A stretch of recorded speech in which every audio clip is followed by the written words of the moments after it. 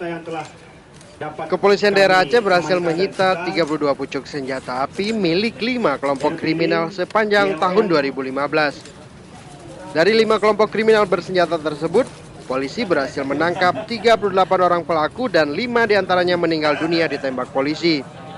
Sedangkan 25 lainnya hingga kini masuk dalam daftar pencarian orang atau DPO. Selain menyita 32 pucuk senjata api berbagai jenis, kepolisian Aceh juga mengamankan 5.000 butir amunisi dan 1 buah granat. Menurut Kapolri Jenderal Badrodin Haiti, para pelaku kriminal bersenjata di Aceh selama ini telah meresahkan masyarakat. Mereka kerap merampok dan menculik warga dengan meminta tebusan. Saat ini kelompok bersenjata yang masih diburu adalah kelompok Din Minimi. Selain terkait kasus pembunuhan 2 anggota TNI, kelompok ini juga masih memiliki senjata api ilegal. Dari Banda Aceh, Ferdian Majni melaporkan untuk Aceh Video.